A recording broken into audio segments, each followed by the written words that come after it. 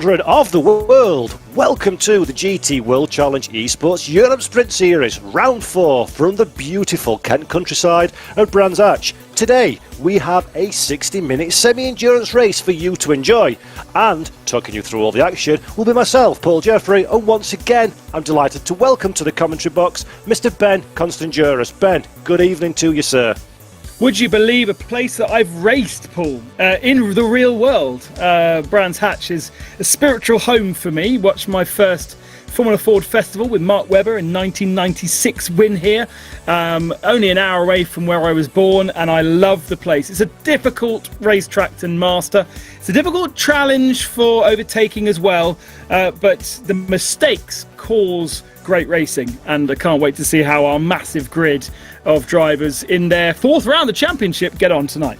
Fantastic stuff then. The local circuit for you, Ben, as you see everybody on screen now just preparing their cars. Last few laps of practice qualification has already taken place. We'll look at those times in a few short moments. But just to remind everybody at home, this is indeed the fourth of 10 races in this GT World Challenge Esports Europe Sprint Series. We've got a great fight at the top of the field to take the overall championship, and let's have a look at those standings now. The Ferrari Driver Academy Esports teams, David Tanitsa is our championship leader thanks to his 2 wins and second place in the opening 3 rounds. Josh Rogers faded last time out but stays second in the championship courtesy of a first, a second and a fifth, and Gianni Di Salvo rounds out 2 from 3 for the Ferrari Driver Academy at the top of the field. Kevin Ciggy of Redline Racing in the McLaren 720S on 30 points, just a single point away from that top 3 position, lines up 4th in the championship. The former world's fastest gamer and McLaren Shadow driver James Baldwin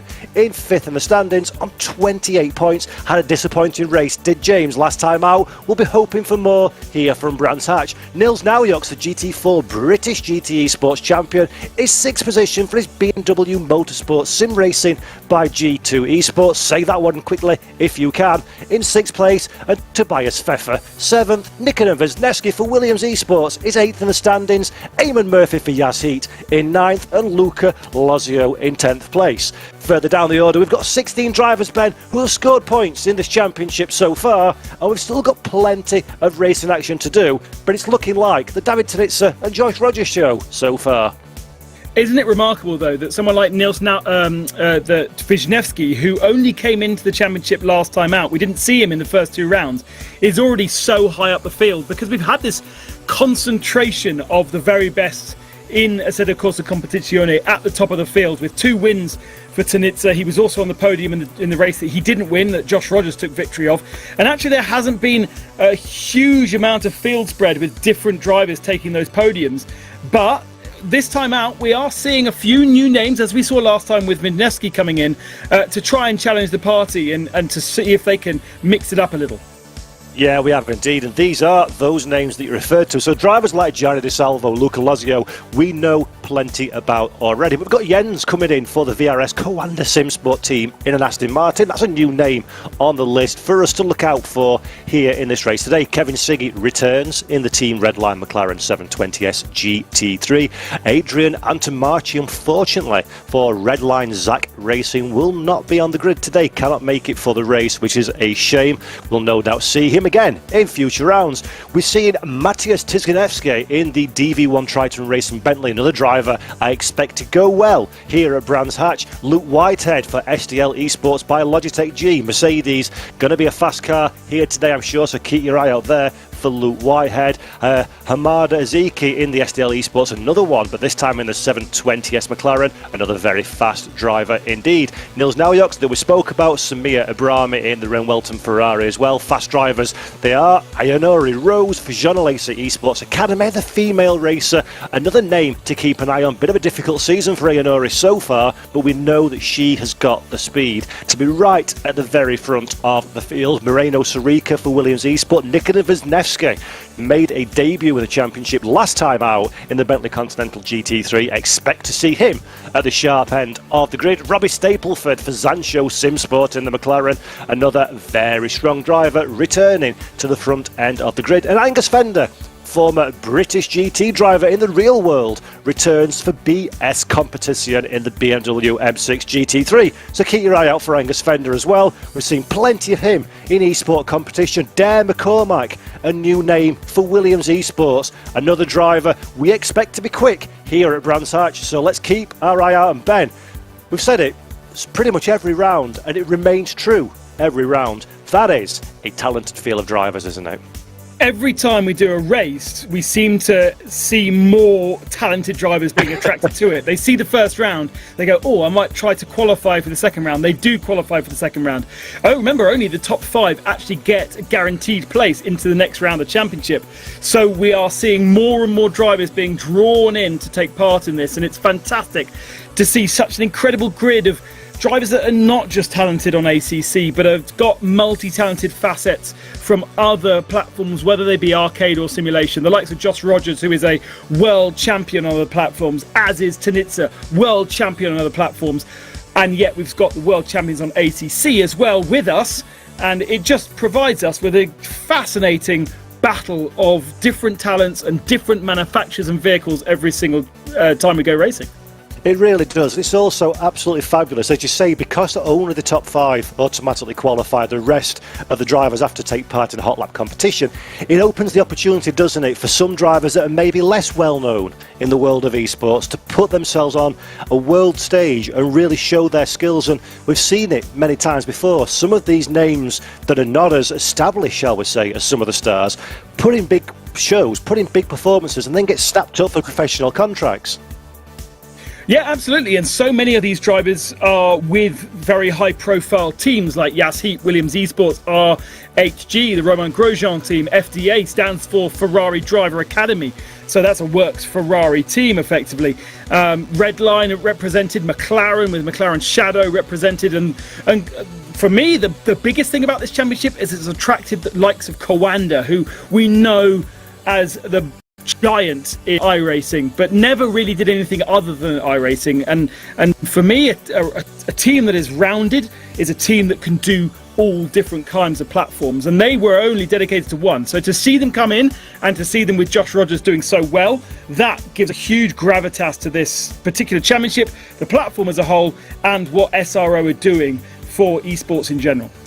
Yeah, that's a really fair and good point there, Ben. It's great to see drivers from all over the world of sim racing, of esport, coming together, joining together and putting on for Ben and I in the commentary booth, and for all you ladies and gentlemen at home, fabulous performances and a fabulous show. And the racing up to this point of the season, round 4 of 10, has been exceptional. We're also racing in the Americas, we're also racing in Asia as well, and we've got an endurance series running in what is a celebration, a festival of esport racing in SRO competition this year. And each and every time that I have seen or been involved in any of these races, that sportsmanship, the skill, the talent, the awareness, the respect that is shown amongst these drivers has been at the very highest caliber possible. And I think, Ben, you and I have been involved in virtual motorsport for quite a while now, and it's been great to see, hasn't it, how the drivers have matured themselves and in the spirit of competition with others as well over the years.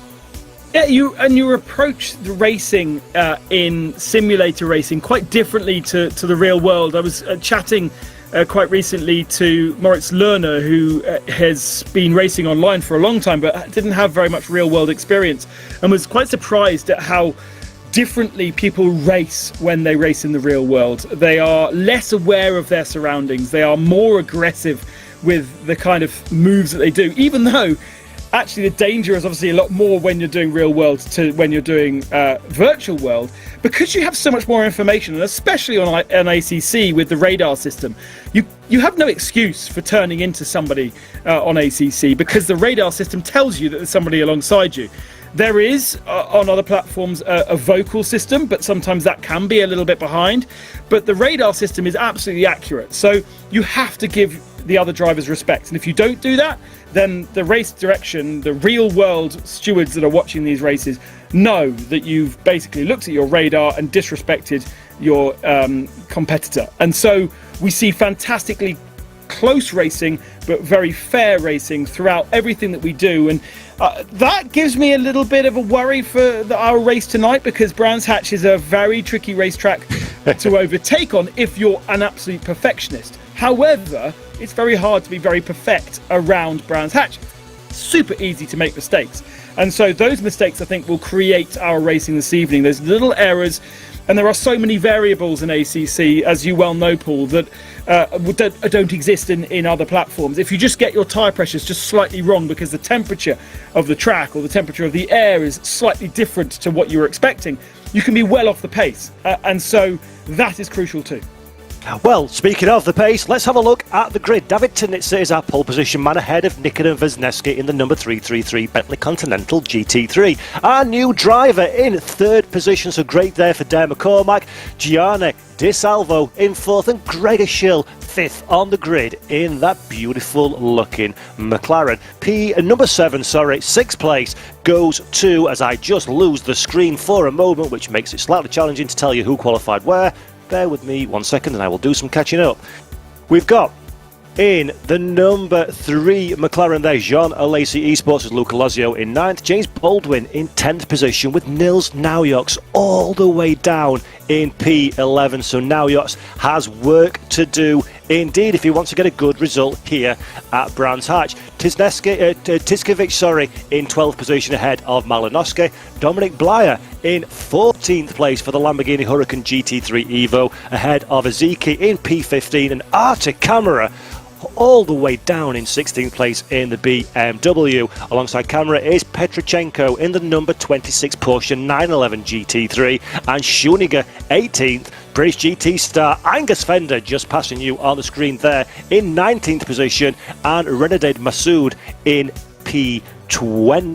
On 21st on the grid has is Gregor Schill in the BMW M6 GT3, Lucas Muller in 22nd place, Salvalainen in 23rd ahead of the Ferrari 488 GT3 sister car, number 49 of Samir Ibrahimi. In the number 69 is Moreno Sharika ahead of Robbie Stapleford in 26, Van der Velde in P27, Capoccia in the Audi R8 LMS Evo in 28th, Jens, a new name on the grid, in 29th, just ahead of the BMW of Attila Danks. That's the number 89 on your screen now. Eleonore Rose leading the female contingent in 31st position, ahead of Rabetti in the Audi R8 number 64, Charlie Crossland in 34th position, Darren King in P35, in P35, Sirico in number 37 place is Catano ahead of Romano 38. Then we've got Jim Hillebrand,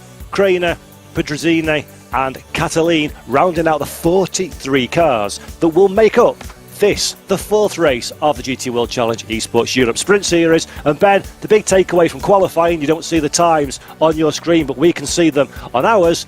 We've got an incredible 0.5 of a second covering the top 17 cars. This is going to be spectacular, isn't it? Unbelievable. And to see the likes of Wisniewski right up there after just one round of Bentley on the front row of the grid. We've also got McCormack for the very first time in the championship right up there, and he'll be looking to support his Williams teammates as well, but in a different brand. And we spoke a little bit about this on our last broadcast about choosing the brands and how some teams are forced, or some drivers are forced to choose a particular car because that's the manufacturer that they represent, but others have the ability to change their choices of car. We've seen, I think, Kevin Ciggy change his choice of car once or twice. Tobias Pfeffer certainly changed his choice of car as well.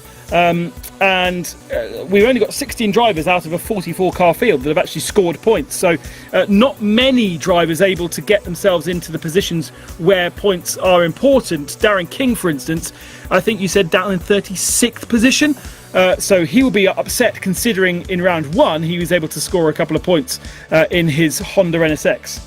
Yeah, it's going to be a big day today for several drivers wanting to get their championship up and rolling. Because of course, as you said at the top of the show, you need to be in the top 5 to be automatically invited to the next round. And Ben, here's something I hope you never have to experience in your broadcasting career, is trying to call the grid positions having lost the page where all the information's on, and look at the screen to see which car's on screen. That was a little bit dramatic, so sorry for the slightly messy roll call of qualifying order there, as now we've got a green flag. The cars are just lining up for a formation lap as they go round this beautiful 3.9 kilometre circuit here at Brands Hatch in Kent. And a good opportunity to have a look at the track. I've just noticed that Angus Fender seems to be in pit lane for the BS competition BMW, so that's a little bit of a worry that he hasn't got himself into the race. There is one car at the end of pit lane that could be Angus Fender. So a bit of a disappointment to have to work after getting 19th in qualifying. That was on course for good points. Now he'll have to work very hard to get himself into a points scoring position. So let's have a look at the track then. The hairpin corner 2, a very good opportunity for overtaking. Probably the best overtaking opportunity around the lap, because the Indy circuit here is a good place to overtake, and we've seen good racing around here. But once you get onto the Grand Prix loop at the back end of the circuit, the corners are very, very mid corner to high speed.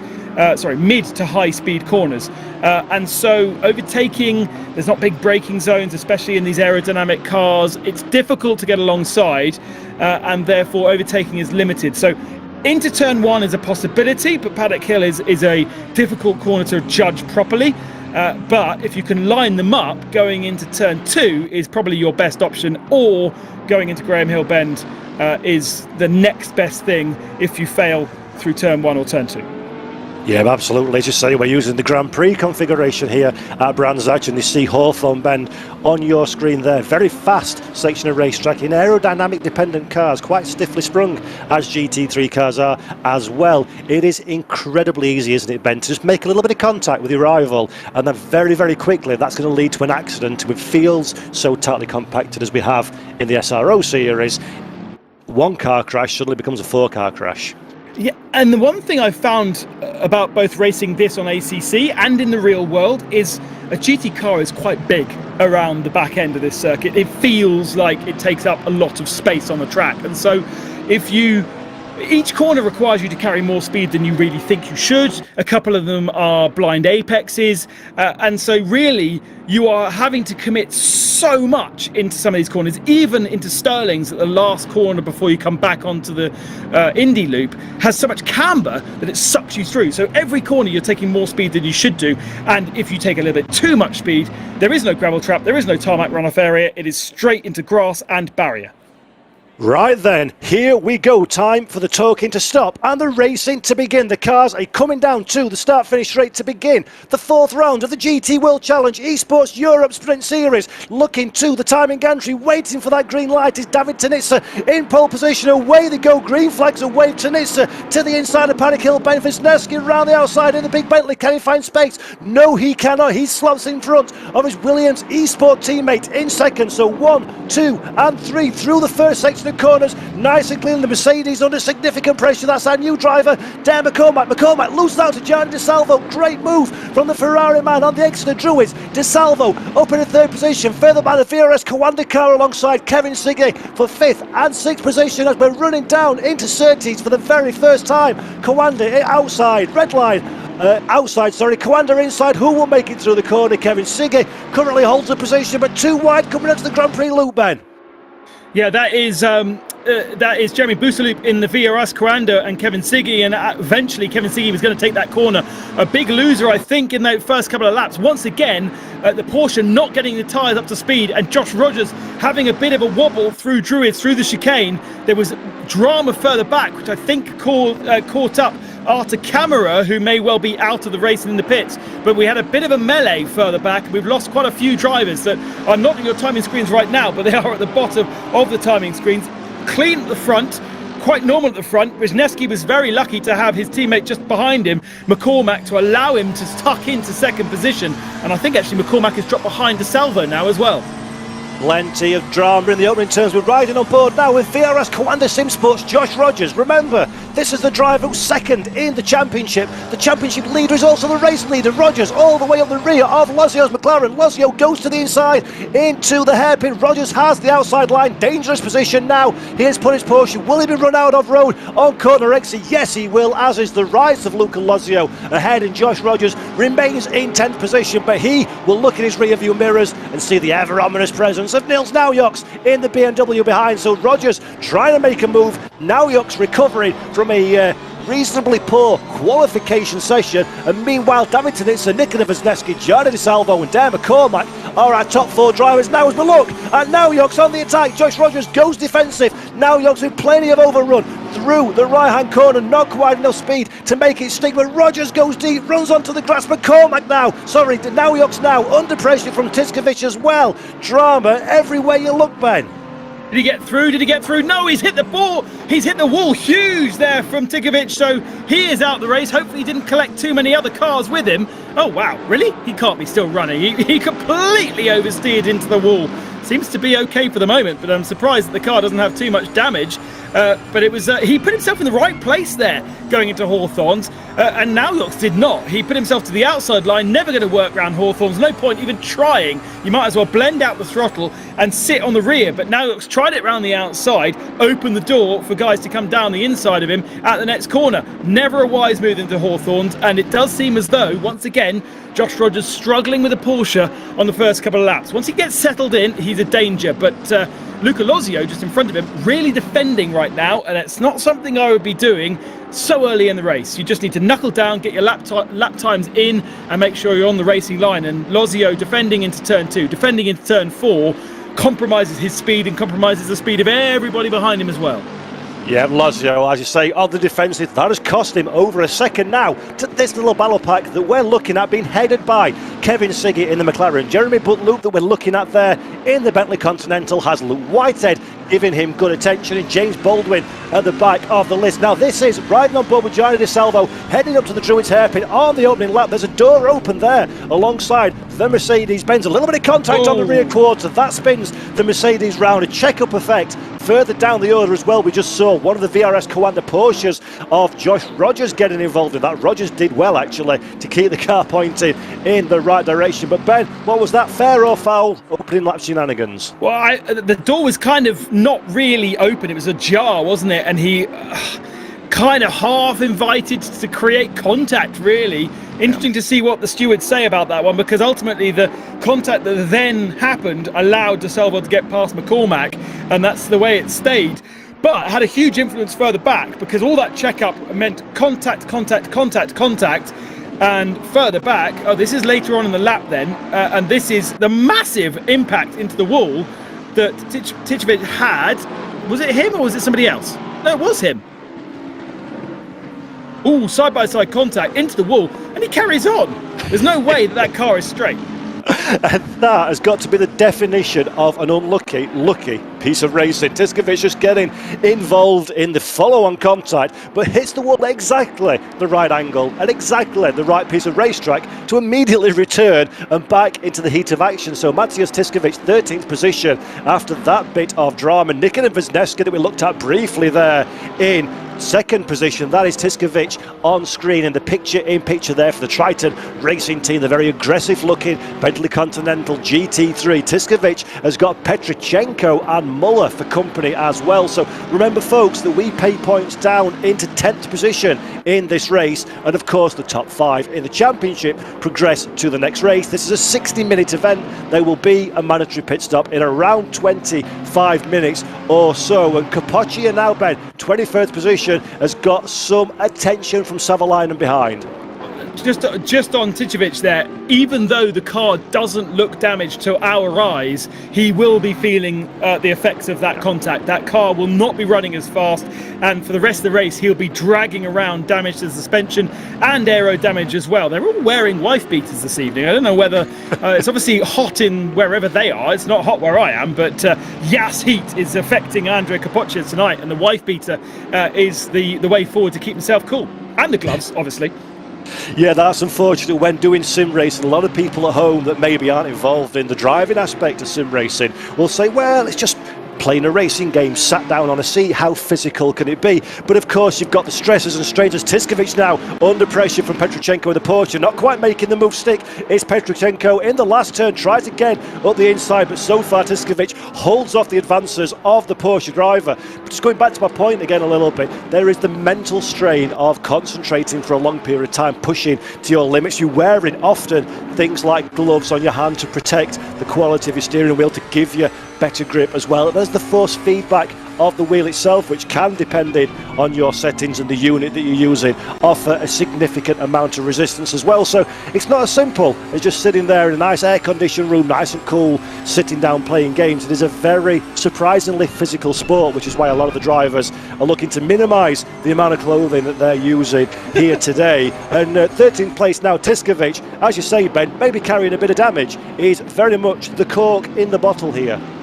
Let's also not forget, yes, there is the physical aspect of this, but there's also a lot of computer power going into the machines that are powering and the screens, and then the direct drive wheels for the most part of these drivers. They're all producing heat, so if they're not in a massive cold warehouse, they're likely to be in a smaller room, which just condenses that heat and creates a sauna. I know from the experiences that I have, which are not particularly high end, it does get very hot in my sim room just because of the stuff that's in it.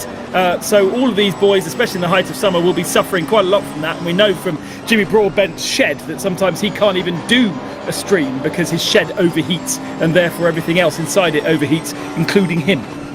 Yep, I know the feeling very well as I'm sat here today, the height of summer here in the north of England. But Gianni Petrochenko now. Oh, yeah, you do, of course. 10 degrees. Yes, exactly. North of England, the warmest we've ever got. But Gianni Petrochenko now, the Ajara Sim Racing Team Porsche, 14th position at the moment. That is Matthias Tiskovic ahead of him. We saw Tiskovic make contact with the wall on the opening lap.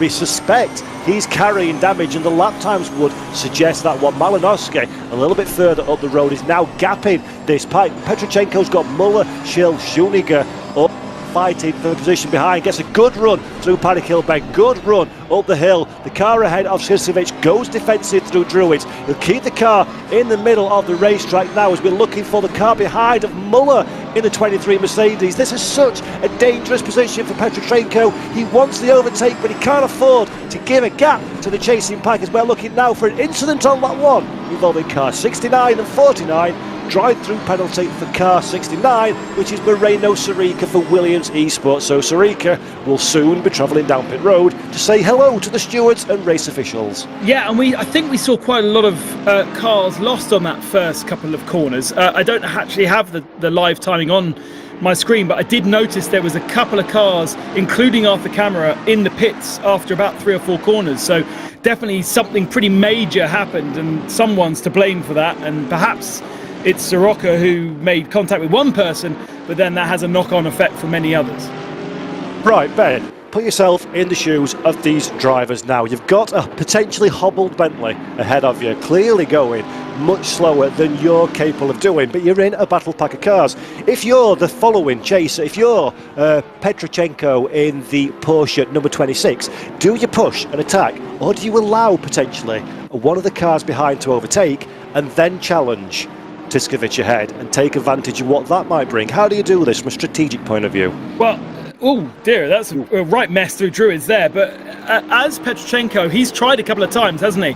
And now I think Tiskovic knows exactly where he's going to challenge. So perhaps you do ask Lucas Müller to give it a go, but then you don't know whether you'll have the opportunity to repass again, as we see a challenge for 17th position, and Gregor Schill here losing or gaining a position. That's Schill ahead, isn't it? So he's gaining a spot. He also has the inside line, which is the right place to be. This is one of the good slipstream opportunities, but ultimately it's so easy to defend into here that you need to be very intelligent about where you place your car, and Petrochenko has been always on the outside into Hawthorns, which is never going to work. So be alongside halfway down the straight, fade out the throttle, which is a really weird thing to do as a racing driver, to come out the throttle, force the driver ahead to stay to the inside, meaning he'll run wide on the exit of the corner, and then you dive down the inside on the exit for the next corner. But ultimately, if you stay to the outside, you'll just never make it happen. Yeah, we've seen that many times in real and virtual worlds. The outside is high risk, high reward. But Dennis Schoeniger, now that we're riding on board in Roman Grosjean's R8G Esports team, 17th position at the moment. A little bit disappointing for Schoeniger there, I think. Gregor Schill in the very powerful BMW ahead. But this Audi looks like it's on its tippy toes. He's trying to make his way forward as we go further up the field now. James Baldwin on the attack, throws the car down the inside of Luke Whitehead, I think that is, in the 32. And James Baldwin, from absolutely nowhere, pulls off a spectacular overtaking manoeuvre into the Surtees corner. Not a traditional passing place, which is no doubt what caught Luke Whitehead somewhat unawares. And James Baldwin, plenty of class there as Whitehead just understeers in the slipstream behind. And now Kevin Ciggy on a charge in P5, and that is our new driver, Dan McCormack, just ahead, and Jeremy Butlew ever watching, ever patient in the Bentley, trying to find a way past, watching what's happening ahead of him. Kevin Ciggy, not for the first time this season, the man where all the action's happening. And you know why you don't usually pass through Surtees like Baldwin just did there, is because you're describing it's very easy to do actually. You hug the inside line and you claim the apex, and then you're out onto the straight ahead. But ultimately you usually lose that position by the end of the straight because you've less momentum going into it. But Baldwin, that's a kind of a classic real world racing move there, where you completely compromise the whole corner and just hope that the guy behind doesn't come back at you along the straight. And ultimately Luke Whitehead had obviously made a bit of a mess of the couple of corners before, didn't have the opportunity, and ultimately then ran wide at Hawthorns as well. So a good move from James Baldwin, and I think that is stemming from his real world British GT experience. You thought this should be the track for him, because this is one of the places where he has actually raced in the real world. Yeah, it's great to see the real world drivers using that experience for sim racing rather than the other way round. And James Baldwin tapping into his databank of knowledge very well indeed. It's Kevin Ciggy now, flash of the lights on McCormack. McCormack runs wide, nearly closes the door on Butlew as well, but sees him at the last minute and opens it back up for the big Bentley. And Kevin Ciggy and Jeremy Butlew move up one. James Baldwin, the man we were speaking about, also sneaks through as well. So Luke Whitehead, one small mistake, one seemingly innocuous run wide on the exit of the corner, and that is 1, 2, 3 positions lost. James Baldwin, Jeremy Butlew and Kevin Ciggy now in 5th, 4th, 5th and 6th positions respectively. We've got a couple of drive-through penalties as well, the highest driver of which is Schoeniger that was looking at a few moments ago. The number 54 gets a drive-through penalty for lap 1 avoidable contact. We've also got a racing incident for cars 66 and 56, and again for cars 4 and 8, 1, 4. So a little bit of drama, great work as always from our live stewards, real world people watching, analysing and making decisions on the behaviour of these drivers as well. Great to see some another fantastic work, Ben, once again behind the scenes. 4 and 814 is Di Salvo and McCormack, so that's the one that we saw as a replay, where kind of McCormack was in the middle of the road, kind of half opened the door to Di Salvo, then cut back as you do at Druids, and ultimately caused contact. Race stewards obviously deciding that McCormack came back across the nose of Di Salvo, and that's what caused the slight spin and the contact between them. And now Paul McCormack down in 7th position, so he's lost a huge amount of space. An amazing move from Kevin Ciggy, exactly the way you pass at Hawthorns. You scare the guy in front of you off the racing line, or scare him into carrying too much speed. Don't just sit on the outside of him. You're never going to get past, and the guy knows you're never going to get past, so there's no point in that. If you intimidate him into taking too much speed through Hawthorns, like what happened with McCormack, then that guy runs wide and you slot it up the inside and invite all your friends to come along too, because Di Salvo, Ciggy, Butlew and Baldwin are all moving up a position, and McCormack down to 7th now.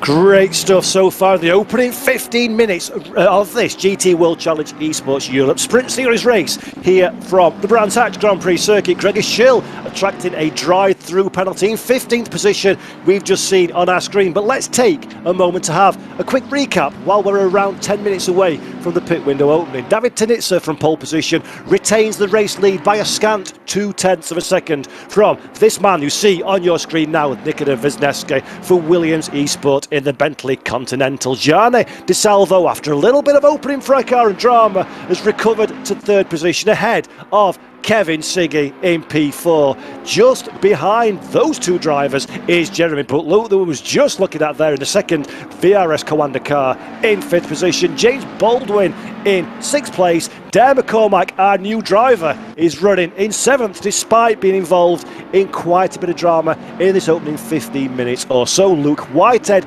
Josh Rogers and Luca Lazio round out the top 10 runners with 43 minutes 12 seconds left on the clock. And Ben, this is looking like now Jeremy Butler has found a little bit of pace in that VRS Coanda Bentley and is giving everything he's got to find a way up to and eventually past the red line McLaren of Kevin Ciggy ahead. Yeah, Butler missing out on points the first 2 rounds, but getting himself a decent haul of 8 points last time out. So at Hungary, that was. The Bentley is actually remarkably competitive, despite the shape and the look of it.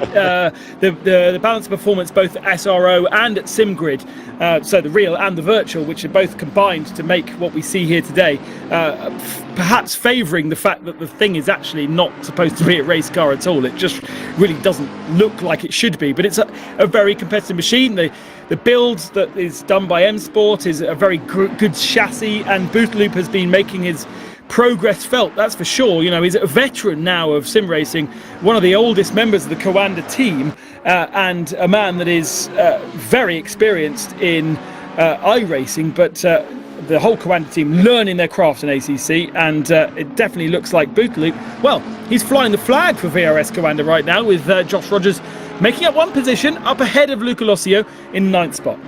Yeah, great job from Jeremy Butler. We just saw briefly a recovering Jonas Savalainen in the Grip Hacks Engineering Ferrari 88 GT3 Evo. Not quite sure what happened to Savalainen, but he has been and had a conversation with the barriers, so no doubt carrying a little bit of damage in that Ferrari. No such trouble so far for these 5 leading cars. And remember, David Tinitzer, championship leader. Josh Rogers, who's currently in 8th position, is 2nd in the championship. Gianni Di Salvo, 3rd on track, 3rd in the title battle. And next up is Kevin Ciggy in 4th. So Kevin Ciggy having a good, solid points haul at this stage in the race. But Nikita Wisniewski, he's driving out of his skin in this Williams Esports Bentley Continental at the moment. And he fancies his chances. He fancies himself for a race victory here against David Tinitzer. He's focusing, trying to close up on the back of the Ferrari. And Wisniewski, thanks to having missed point scoring opportunities and even competition in the opening 2 rounds, he needs big results, Ben, doesn't he? He needs big wins to get himself, to haul himself up into contention. I'm worried for Tinitzer. Well, I'm not worried for Tinitzer, but certainly Tinitzer and the FDA Academy have really got this nailed right now, and they're doing a very, very good job. 2 BMW teammates here further back, 25th and 26th. Angus Fender for BS competition, and then Dents, who is, oh no, actually Dents is also BS competition, isn't he? Looking at the livery, just the red and the blue. But obviously BMW was, the reason I was going to go into that was because BMW support multiple teams, both in this championship and as a whole. So Williams Esports, BS competition, Redline and Williams, and here is Williams, Nikodem Wisniewski, they all run BMW Motorsport backed works teams in various championships. So we do have 2 different teams, G2 Esports with Niels Naujoks and Arta Camera, but then we also have Dents and Fender representing BMW with different teams. It's a very interesting strategy from BMW this year. Rather than partnering with one single team, they have decided to go and spread their load, if you like, across different teams, therefore different platforms as well, and different representation. And the likes of Kevin Ciggy, for instance, is a BMW works driver when it came to the Formula E championship we saw on R Factor, but here he's representing Team Redline, the same team that he represented in R Factor 2, but he's driving McLaren because he doesn't have the BMW representation. Get it?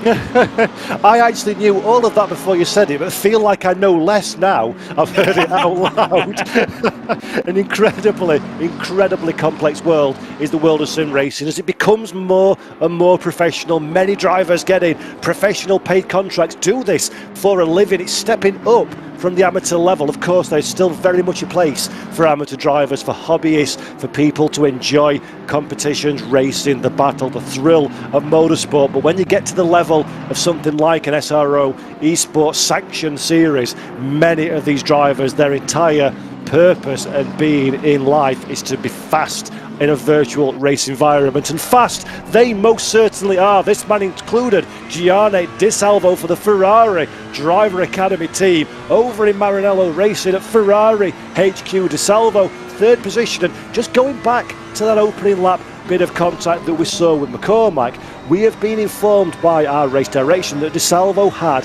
a hit from behind which pushed him into the Mercedes driver, hence the reason the stewards don't want to give out a penalty for Di Salvo. So our apologies to Giovanni that maybe apportion a little bit of blame at the door of the Italian, but as my mother once said, if you leave the door ajar, don't be surprised when a draft comes through, and that is exactly what McCormack did. He left that door ajar, and Di Salvo, with the aid of those behind, got involved in the action. Yeah, it definitely wasn't shut, locked and sealed, was it? Yes. It was definitely kind of half a car's width. And there's two lines through Druids. If you are racing alone, then you would triangulate that, and in the middle of the corner you go wide and then you cut back in. But if you do that in a racing environment where you've got cars around you, then they'll just slot it up the inside. They'll stick their nose in, and then when you cut back, you end up causing a collision. So when you're racing in close proximity, as we've just seen with Kevin Ciggy there, you just hug the inside line. It's not the fastest line, but it limits any opportunity for somebody to slot their nose down the inside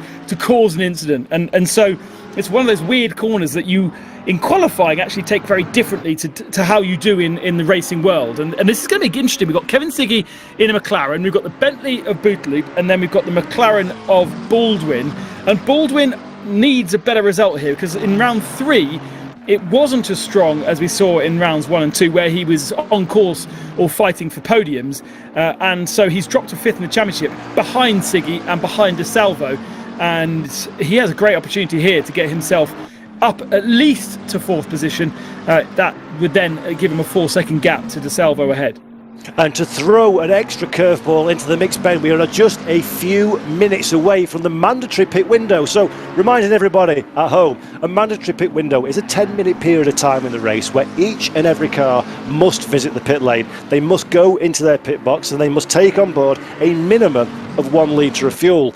This has to happen. You can tell it's happened by looking at the timing screen on the left hand side. There's a little orange box with a 1 in it. That means 1 pit stop remains. That will go green when they've served their mandatory pit stop. And Ben, we've seen it so many times as Josh Rogers gets it all crossed up through Paddock Hill. Ben, fantastic car control by the Australian, goes drifting through the opening turn of the Brands Hatch circuit, doesn't lose remarkably any time to Nils Naujok's ahead. But Ben, we've seen it so many times this series, haven't we, and previous series.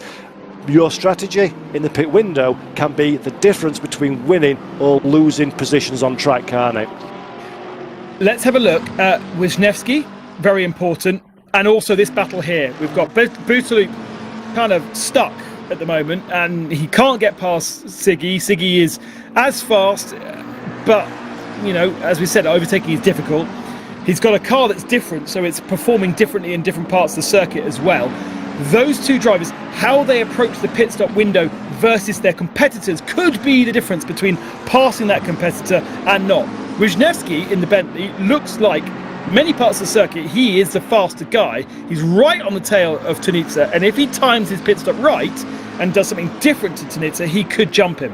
There is no changing of tyres. We're not going to have new fresh tyres for the second half of the race. There is no change in the fuel either. It is simply your in-lap pace and your out-lap pace. And at the moment, both Bentleys are limited for their in-lap pace by the car in front of them. So they need to be looking to do an undercut, which means pitting before the guys in front of them, having a clean lap where they can push faster than they were able to do previously behind their rival, and hope that that will allow them to pass when their rival goes into the pits. But it does also require them to come out of the pit lane in a clear space on the racetrack to be able to bang in that lap time, and that also requires guys behind to start pitting. So Josh Rogers has already made his pit stop, and that will create a small gap where Josh Rogers once was, and maybe he was blocked up behind, it would have been McCormack, wouldn't it? So he perhaps was feeling like he could go faster but needed some space,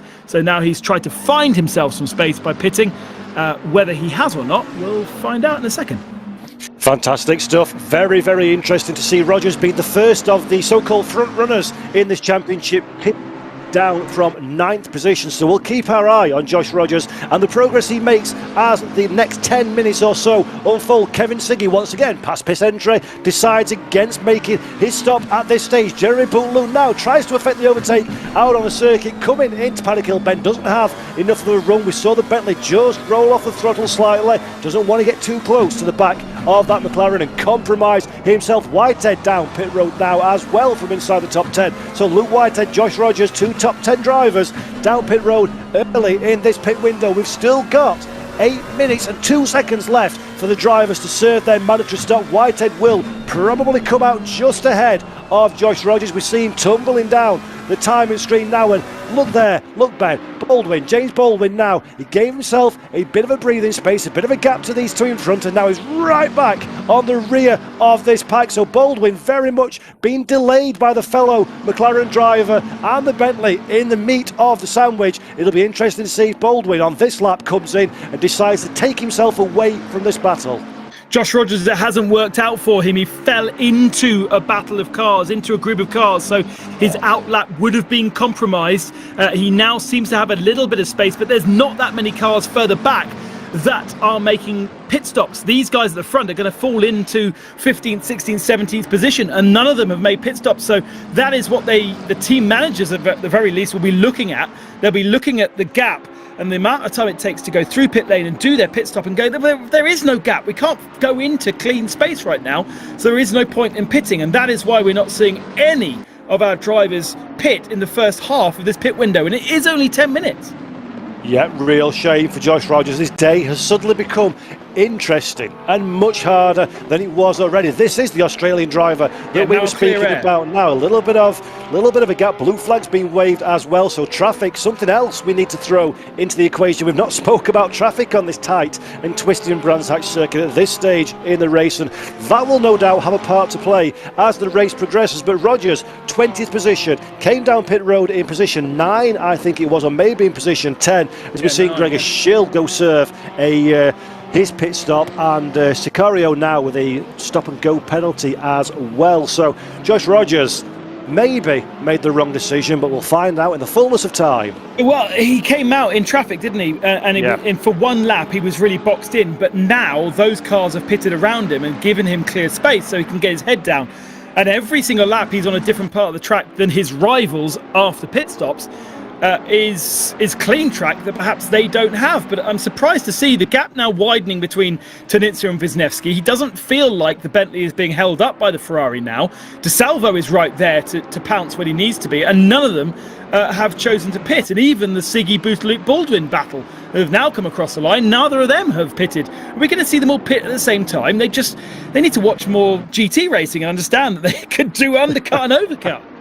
In fact, I think we've spoken about this in previous races as well, Ben, haven't we? That it feels, I think we both agreed last time, feels strange to me to make a pit stop at the same time as your rivals, because you're not gaining or losing anything. Exactly. Roll the dice, do something a little bit different. But the strength that Ferrari have got, they've got cars 1-3, so they can afford to shadow Nikic and Wisniewski and do something different with the other car if there's enough time on the clock, and that could be very important when the checkered flag falls. I think the issue is that the guys 15th to 20th have not pitted, and that's what they're waiting for. These guys are waiting for the clear track, and they'll have engineers or at least spotters looking out at where will come back out onto the track, and those spotters are saying, no, there's no clear track, don't come out because you're going to get caught behind a slower car, and then the whole thing will be completely negated. They have about 2 or 3 laps to go, but we haven't seen a big amount of pit stops happening in the lower half of the top 20. So maybe this time we have Ciggy coming to the pit window, Boothloop and Baldwin, and again the top 6 drive past. This is going to be some big drama at the end of this pit window. Jeremy Butlew now looking to the outside into Paddock Hill. Benny's forcing Kevin Ciggy to take the inside line to compromise himself on corner exit, which he does. Ciggy does well, actually, to keep the car on the straight and narrow. Butlew does not have enough of a run to get on the inside into Druids on the brakes. He gets the power down nice and early in that big Bentley Continental through Graham Hill bend, nice and smooth. Keeps the car within the confines of the racetrack, but the grip of that McLaren ahead and the acceleration off the corner is just enough to keep Kevin Ciggy away from the danger zone. He knows where he's fast, he knows where he's vulnerable, and at this stage in the race, at the very least, the red line car in front is safe enough in the real danger zones on this racetrack that he's not needing to defend too hard. And Jeremy Butlew soaring at the wheel, the concentration, the aggression on his face there. He really, Ben, doesn't he, wants this position before the pit stop shenanigans take place, and if he can get it on track, I feel he's very much going to go for it. But pit window in counting, we've got 3 minutes and 58 seconds left on the clock. We're going to have to jump down pit road sooner rather than later. He's in a difficult position because if he makes a move that doesn't work, Baldwin goes through straight away. And now he comes to the pits. He does something different to the two McLarens, and this could be the crucial thing for Butlew. Really attacks the pit lane, which is horribly tight, and now into the pit box. He doesn't have to do anything else. There was another car just ahead that had also pitted as well, as we now switch our attention to a VRS Aston Martin, which actually, that looks quite pretty, doesn't it? And oh yeah, okay, so P2 also into pit lane, which was the other Bentley of Wisniewski, doing something different to the McLarens and the Ferraris. How is it going to work out with just, well, basically 2 laps remaining in the pit window? Yeah, so this is fascinating. Now, a Nikitin Wisniewski for speeding in the pit lane gets himself a stop-and-go 30-second penalty. Wisniewski rolled the dice. Nikitin Wisniewski for Williams Esports came in before his Ferrari rivals, looking to find a way past for the race victory, recovering in the championship standings, and the easiest mistake to make, trying to find those last fractions of a second, have cost Nikitin Wisniewski this race. A stop-and-go 30-second penalty. Goodbye to points, goodbye to top 20. Frankly, goodbye to even being bothered to finish the race. What a disaster for Nikitin Wisniewski. And Ben, he's actually got the clean air that he was looking for, and that is good information for the Ferrari boys as well. Yeah, it is great information for them. They know they can do that now, but you could see on his face, in his body language, how disappointed he was. Now the top 4 come into the pits this lap, so Butlew crucial to make sure every corner exit, every corner entry, every apex is absolutely at the limit, so that he can at least try and jump Kevin Ciggy, which would be his main opportunity. The 2 Ferraris going to clear off. And even if Wisniewski does jump them, it doesn't matter because he's got that 30-second drive-through penalty. Hugely painful because it is the game that's given him that drive-through penalty. It's not our stewards, and actually the Ferraris are clear ahead. Yeah, Di Salvo there, you see, second position still after the pit stop. David Tanitsa ahead, so now it's down to the 2 Ferrari guys at the front of the field to fight themselves and amongst themselves. Remember, Tanitsa, 68 points, championship leader from Josh Rogers. Di Salvo, 31 points in 3rd place, so it'll be interesting to see how that battle unfolds. Kevin Ciggy comes out in 3rd position on track ahead of James Baldwin and Dare McCormack in P5. We'll see exactly how that works out, because it does take a little while for the timing screens to update themselves. Jeremy Butlew, 5th position, so that didn't quite work as he would have liked, although he is ahead of Dale McCormack in 6th position. But, well, we promised a bit of drama at the pit window, Ben, didn't we? And I think it's very much delivered. Well, it hasn't worked out for the Bentleys, has it? Butlew losing 3 or 4 seconds. Maybe he had to take some fuel. I'd be very surprised if he did. He certainly didn't. It didn't seem as though he was attacking particularly hard, and Butlew dropping behind Baldwin. McCormack, despite having a penalty in the early part of the race, he is in 6th position, and then Josh Rogers in 8th, so he's gained a position. I think Rogers has just jumped Naujoks as well, so now it's down to 9th, but Naujoks wasn't in the points before the pit stop window, and thanks to the penalty for Wisniewski, he is now in the points paying position. I'm gutted for Wisniewski, but it is something that over the years Wisniewski has been prone to. Sadly, little errors both on ACC, all the different platforms he races on, and he is a multi-talented, an incredibly talented fast driver, but he is prone to making silly little errors.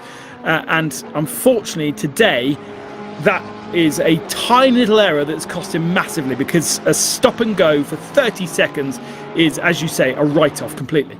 And here we go, this is Joyce Rogers now, had a good pit window, moved up the grid, goes side by side, shares paint, shares door handles with Luca Lozio in the McLaren, finds a way past us, the Australian now, but Rogers to the outside, into the next corner, the McLaren goes back, up the inside, who will be the bravest under brakes? Rogers going to be careful on turning, makes light contact, spins over the gravel, Joyce Rogers hard on the brakes, straight in to the inside barrier, a little bit wipe of the brow, and Joyce Rogers hung everything out on the line, but unfortunately the rain did come, the washing got wet, and Josh Rogers, good try, but that has cost him big time. And Ben, before that move developed, I was just about to say Rogers is one of the big winners. He gambled stopping early, that worked for him in the pit window, moved him well into the top 10, but a little bit too enthusiastic, I think, for that position against Luca Lozio in 7th, and now Rogers will be carrying a little bit of damage, and he's also out of the points.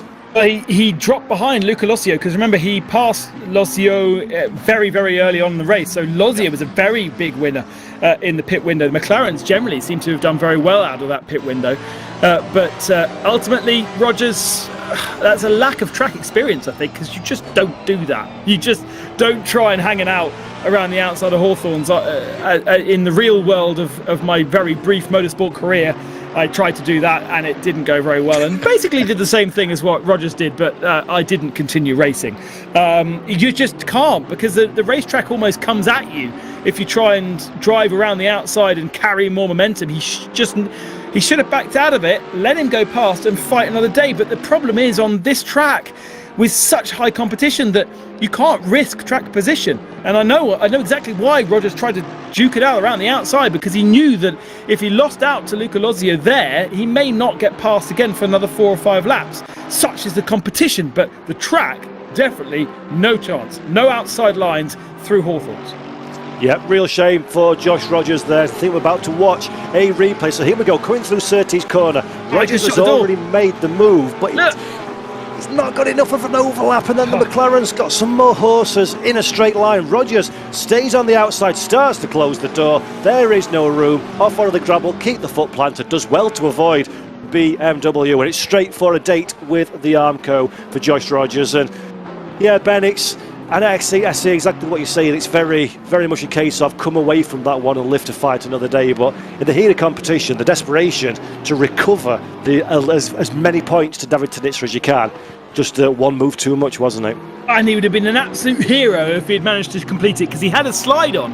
So the car was pointing in the right direction. The car was going to make the corner until it gripped. And when it gripped was when he then got spat out to the left-hand side and onto the gravel. And obviously, at that point, he was then still controlling it. Fantastic to see also on board, watching his face as that mistake happened. And there's a much more simple mistake from the Honda. Round you go at Surtees, carrying too much speed and not enough grip. Yep, that was Darren King having a very difficult day today here at the Brands Hatch Grand Prix circuit. But Luca Lozio, the Italian, the number 3 McLaren 720S GT3, run by the Jean Alesi Esports Academy in 7th position. Behind him, Nils Naujoks, once again, having one of those races where we don't see much from him. Doesn't cause much drama, doesn't cause much controversy, but works his way up through the pack and is on for a handful of very solid points. And a BMW that, let's be honest, is not the most competitive proposition in this series with this balance of performance. But at this stage in the race, with 20 minutes to go, Nils Naujoks, the man with the speed in the BMW. Lozio recognises that one and goes defensive into Druid. Naujoks round the outside, will try and cut back to the inside, but then there's no space there on the run downhill in a Graham Hill bend, and these two continue to squabble for points, but that allows Milanowski behind to start closing down. As we're looking at a quick replay from lap 1, 3 wide into Graham Hill's never good. The Lamborghini gets contact, then the cars behind all collect each other, and that's lap 1 shenanigans for you. Well, that was off the camera, getting in contact with Nils Naujoks. I'm pretty sure. I couldn't tell which one was which, but we haven't seen Arthur Camera at the end of the race. Oh, Gregor Schill also got a penalty, didn't he, from lap 1? So Schill down in 23rd position. But there was contact between all of the G2 Esports BMWs that are in the Endurance Series teammates, but in the Sprint Series, shunting each other. So Schill down the inside. Oh yeah, and puts. Is that Arthur Camera? Or is that no? That is Arthur Camera, isn't it? Yeah. Camera then gets spun around and more contact, and that is why Camera ended up out of the race. Oh dear. And I know from my interviews with those drivers on my chat show that they'd never even met in real life. And Gregor Schill is kind of the junior team, the baby of the team to Arthur Camera and Nils Naujoks. And so the baby's going to get a spanking, I think, a little later on. That is a Zoom call I would not want to be anywhere near when we dissect that one over at the G2 Esports BMW team. Real big shame to hit your teammate. The first rule of real and virtual motorsport is don't hit cars from the same stable. But sadly, that is what the BMW boys did. Now, we're back with Kevin Ciggy. This is McLaren 3, McLaren 4. Kevin Ciggy in the red line machine at the head of the pack, flashes his lights to one of the slower cars. But Kevin Ciggy now, look at him picture in picture there. Seesaw it again as there's one of the Honda NSX stopped just off of the racing line. Kevin Ciggy will be awake now after seeing that one. That could have been a significant bit of bad luck for Kevin Ciggy, and he's a little bit under pressure now. He needs to regain his focus quickly because James Baldwin behind. He's been there, he's seen that, he's worn the t-shirt, he's sold it and bought it back again. So Baldwin is trying to use all that experience, all that skill, all that speed to find a way past and get the bottom step of the podium as Ciggy once again gets the rear out. He does not look comfortable in that red line car. I feel like that was Eleonora Rose, sadly, that was parked on the outside there of Dingle Dell. And so it was not her, but she has dropped about 5 or 6 positions on that last lap. But that was Craner who was on the outside of Dingle Dell. So that's a bit of a shame. And a bit of a shock to Kevin Ciggy. Looking at his face in that insert, he did look really concerned. And red line versus McLaren Shadow, as we've got another massive file of driver steward information. Anyone got penalties there? There's a warning, there's a racing incident. Oh, there is a drive to penalty, sadly, for 225, but not in the top 23, so not the end of the world in terms of points. Yeah, that is the 225, of course, is Alberto Romano in the Lexus RCF GT3 for Apex Racing Team. Not seen much from the Lexus brand in this race, not quite got enough speed in that car to be in the pointy end of the field here at Brands Hatch. Is Luca Lozio now, 7th position. Once again, we're back with him. Nils Naujoks still not found a way past in that BMW, but Naujoks looks to be the man on the move. Just behind him, fascinatingly, is Maciej Malinowski in the 991 Porsche, and Petrochenko, that we've seen plenty of in this race, in 10th position as well. In fact, it's Whitehead and Rogers there, but that's a man who's focused. Well, look at the physicality that he's putting into it. It reminds me a little bit of the early days of Brendan Lee, where he used to kind of frown at the TV screen. Look at how the elbows are out from Luca Lozio. It's no wonder he's defending hard. He's putting a huge amount of effort. And again, goes defensive into Druids, but I feel like Luca has been defending since lap 1 in that McLaren. This car not necessarily the fastest one out there. He got a great lap in qualifying to get himself well up in the grid. But ever since, he has been defending from everyone who's been trying to get past, including the likes of Josh Rogers. By the way, Rogers in 12th position, so despite that big error, he's not that far away from scoring a couple of consolarities, is that word, points. Meanwhile, Luca Lozio is going to have backache and elbow ache by the end of this race. Unbelievable. Someone needs to tell him to relax.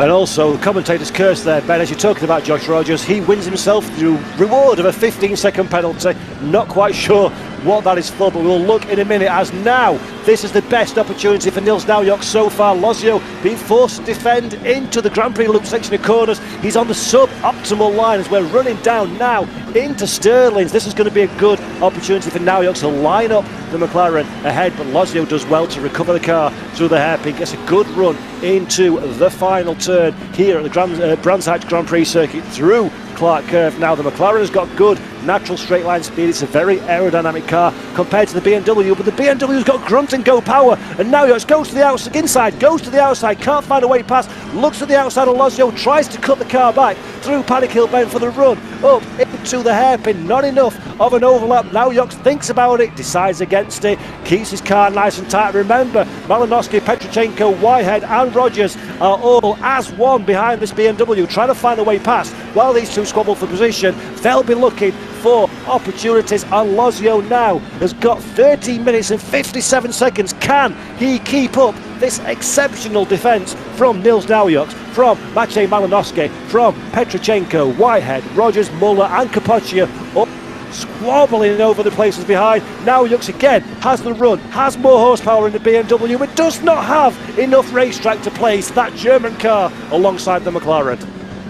Nils Naujoks there on the inset, looking like he's at a CEO's boardroom meeting, doesn't he? The way he sat with the steering wheel almost down by his knees, very contrasting to the likes of James Baldwin, who's got like the Formula One style seat where the steering wheel is up in his face.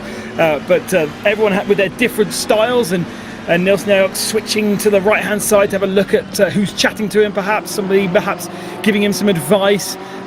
So different and so great to see all those insets, to see how these drivers physicalities are so different. It's something we don't see in the real world, but we have the opportunity to see in the virtual because of the lack of need for the various different safety things that you need in the real world motorsport. Again, to the outside, the BMW looks really, really strong, and Luca Lozio, as I said from the very beginning, has been defending and he's doing a good job. Nils Naujoks has to be really careful not to make contact, because it can be very easy for Naujoks to go into the back of Luca Lozio, a little bit of contact, open the door and get the place, but then probably get a penalty as well, because Josh Rogers has picked up that penalty for contact with Luke Whitehead. And I think the only contact that I can think of between those two when we saw them battling was Rogers turning in on him here into Hawthorns when Josh was ahead and Luke caught the rear end of the car, and the stewards have decided that that was Josh turning in on Luke rather than anything else. I can't think of any other contact we saw between those two cars, so an interesting decision from the stewards. Yeah, for Rogers, I'm afraid it just goes from bad to worse here at Brands Hatch. Josh Rogers, our championship second position man so far for VRS Coanda Simsport. By his own admission, very new to the world of Assetto Corsa Competizione, learning as he goes. And often they say you learn more when things are in strife than you do when things are going well. So there's plenty to take away for Josh and the VRS boys. But now Nils Naujoks once again coming into Paddock Hill Bend, feints to the inside, tries to force Lozio to go deep. Lozio does go deep, but keeps it on the straight and narrow, and this is great driving from both of these drivers. Naujoks makes contact with the back of Lozio to the inside barriers. Nils Naujoks acts as a snowplow, pushes the McLaren out of the way, and this is opportunity central now for Malinowski behind Maciej Malinowski, trying to find a way past Nils Naujoks, who's under pressure. The stewards will be looking at that one with 11 minutes left to go. Petrochenko, Whitehead also trying to buy in, and just as you said, that's how easy it will be to be involved in an incident they have been involved in. And you could see Nils's reaction to that, such frustration, and he will know, because he will know that the real world stewards will look at that and they may well penalise him because he didn't react to what the car was doing in front of him. But so difficult to, because Luca was so aggressive with his defence. We'll get the replay up in a second to see exactly what happened, but I reckon Lozio just didn't get on the power when Nils expected. After lap after lap after lap of following, changed his rhythm, and Nils got on the power. Luca didn't, and that was what caused the contact there. So easy to do here. If you're the car in front, you just do not accelerate. The car behind does, and pow, and that has caused the contact. It does mean, of course, Luca Lozio drops out of the points-paying positions, but it also could mean Nils picks up a penalty and also does the same thing. And that would start to promote, well, I was about to say promote Rogers, but he has that 15 seconds as well. So very much something that was very easily able to happen. Let's have a look at the replay once again. Luca Lozio goes to the inside line. Nils to the outside line, has the momentum. Lozio's still struggling with the car mid-corner there, can't get on the power. Nils can, and just doesn't react to the car in front of him. That's an incredibly hard thing for the stewards to place blame on, because honestly, unless you are driving the car in front, unless you are feeling what the car in front is doing, you don't know whether that car was ready to accelerate or not. And I would say that Lozio was struggling a lot. It was still unstable. If he got the power down, he would have spun on his own. He therefore waited, and Niels couldn't react because he was so close, got on the power and ultimately contact. But really difficult one for the stewards, as now battle for the last podium between the two McLarens. Yeah, these two McLarens have been as one for much of the race. James Baldwin in the blue car at the back of the shot, just behind Kevin Ciggy in the red line machine, currently in third position. Ciggy driving fabulous at this stage in the race to keep hold of that podium position. And Ciggy, of course, fourth in the championship standings, will need as big a result as he can, as Josh Rogers, currently as things stand, is outside of the points paying position. So Ciggy trying to close up on those ahead of him, and we've got 8 minutes and 31 seconds left on the clock, and I just want to take a moment to shout out some of the partners that are involved in this SRO Esports sprint series here at Brands Hatch. We've of course got Tyres Pirelli that look after, sponsor both the Real World SRO Esports Series and the Real World Series, and our Esports. AK Esports that run these events do a fantastic job alongside our friends and partners at the Sim Grid as well. So Pirelli, AK Esports and Sim Grid doing great stuff to bring this and many other esports for the SRO brand. As we're looking now at Josh Rogers, this is the penalty bench, so up the inside, not really anything doing there, makes contact and spins out the Mercedes ahead, and that's a bit clumsy, I think, from Josh there, isn't it? Well, that's a completely different thing to what I was expecting the penalty for. So that was something that happened later on that we didn't see in the initial broadcast, and yeah, fair enough. Absolutely fair enough.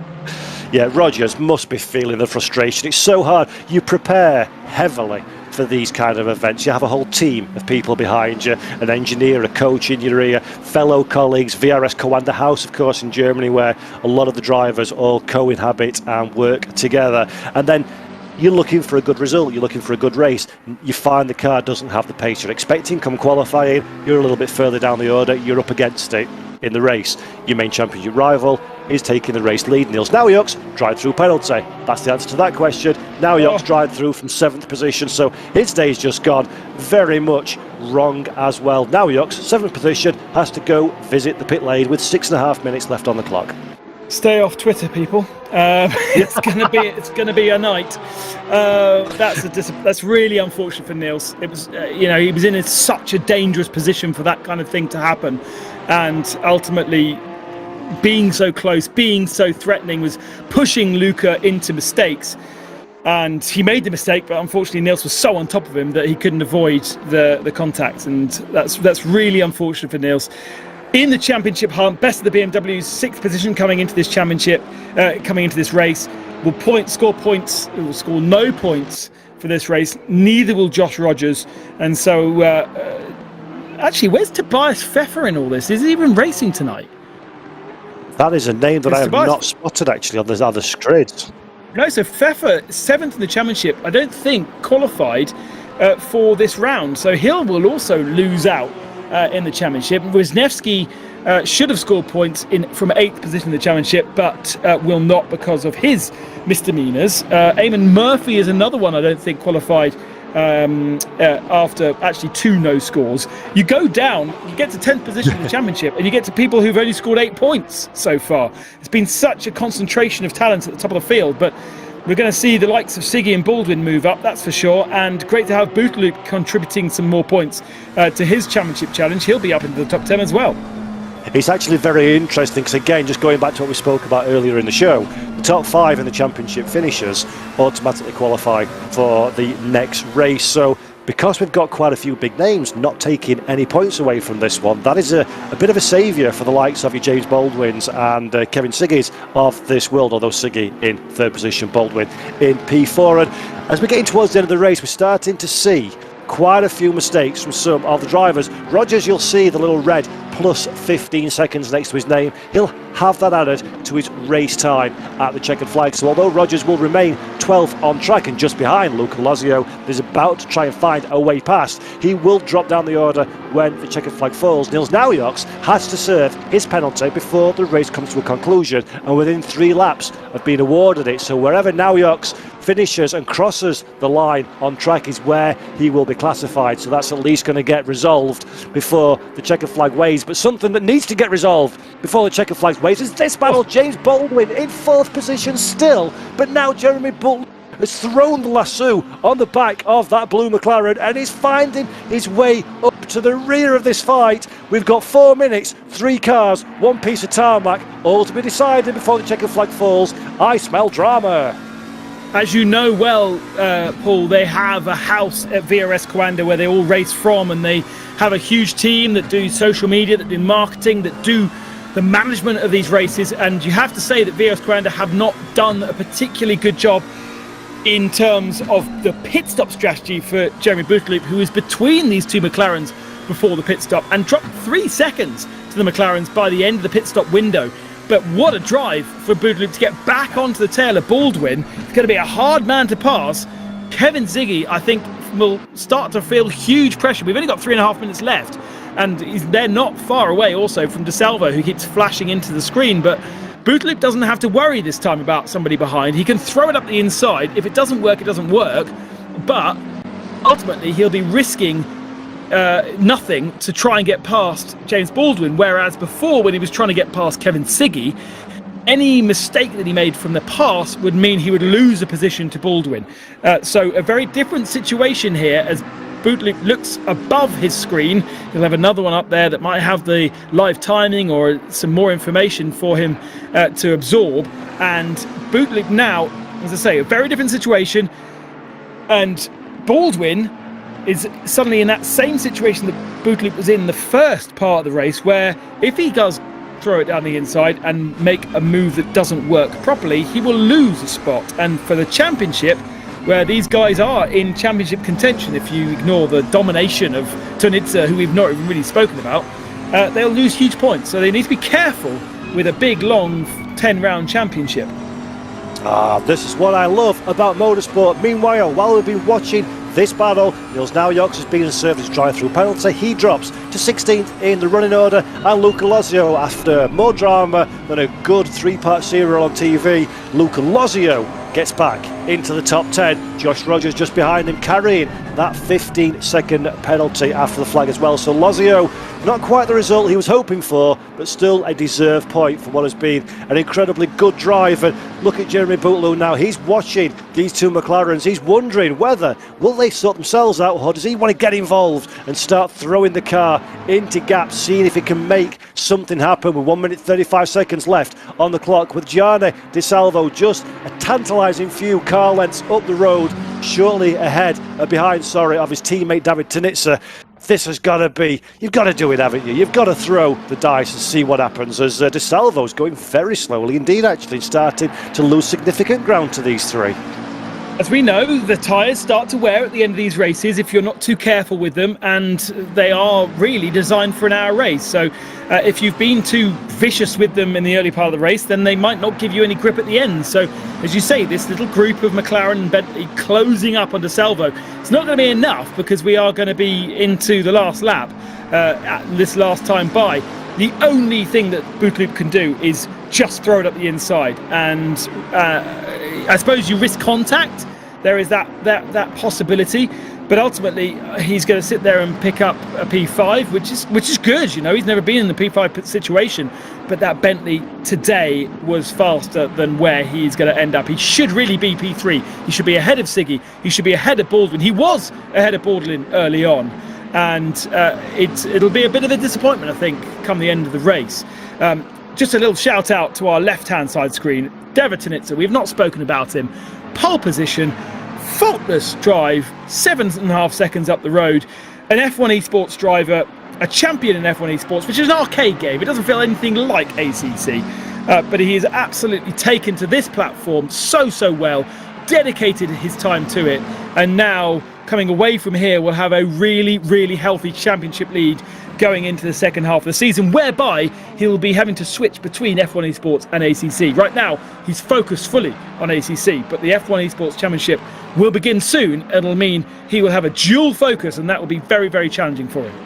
Yep, superb drive from David Tinitz as he rounds now the final corner. Ferrari driver, Esports Academy racer David Tinitz, 3 victories from 4 races, flashes the lights, takes the checkered flag to record a dominant race victory here at Brands Hatch. Teammate Gianni Di Salvo crosses the line in P2. Kevin Ciggy and James Baldwin as one for 3rd and 4th position. Jeremy Butlew in 5th position. Dare McCormack for his first race in the championship, a commendable 6th in the Williams Esport Mercedes. Maciej Malinowski still hard on the fight, running through the final turn ahead of Yuri Petrochenko for 7th and 8th position. Lucas Muller has a drive-through penalty. He needs to serve. That will be converted into a time penalty as he's run out of time to serve that one. So 30 seconds will be added to his time. Luca Lozio will be the first beneficiary of that time penalty in 10th. Josh Rogers, after plenty of drama, crosses the line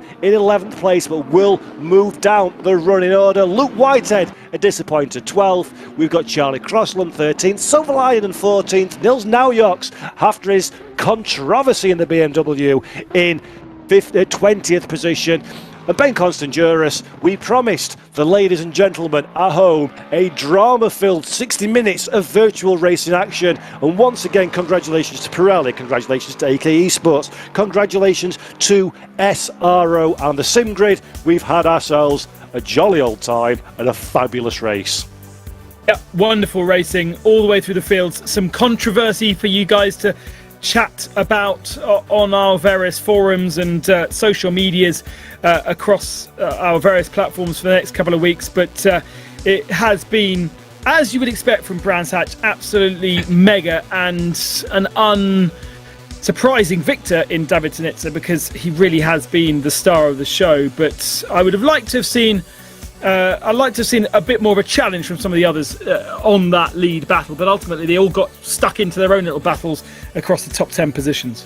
Yeah, precisely. What the fight at the very, very sharp end of the grid lacked was more than made up for the intense fight for 2nd, 3rd, 4th, all the way down through to basically 46th position. Some real good driving, some heartbreak for people like Nikodem Wisniewski, who looked massively, massively competitive in the Williams Esports Bentley Continental, eventually coming home with little to show for his day. Luca Lozio performing wonders in the McLaren to hold off the majority of the field until that contact with Nils Naujoks. Naujoks himself performing very, very high level in the BMW M6 GT3, eventually to be rewarded with a penalty and no points to show for his day. And several of the big name drivers, as you mentioned during the live pictures, Ben, like Tobias Pfeffer, like Eamon Murphy, like Martin Kronke, who haven't even made it into the race itself. So hopefully we'll see them again next time out at Zandvoort.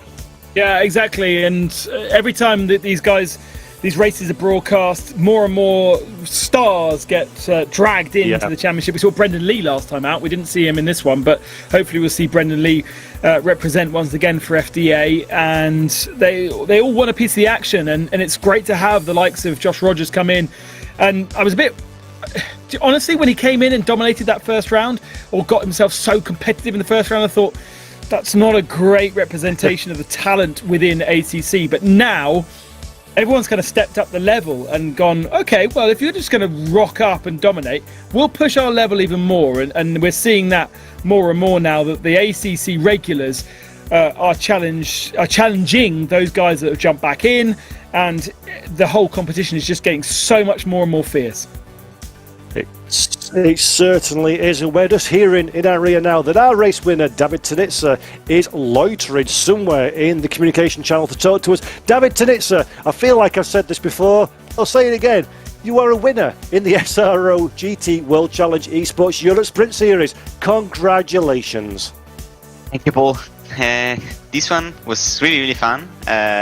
You remember that last time I got your 8 because I said that this was not really fun to drive as a track, but I'd say that with the right balance of the car and with the right training, this is really, really fun to drive. And Also, today in qualifying, I was really comfortable with all the car and the setup. So I made the pole position, and even in the race, I was struggling a little bit at the end because of the tires, but still it was fantastic to drive. So, and I'm really happy also for my teammates, because finally also second place for him, 1-2 for our team. So this one is a great weekend for us.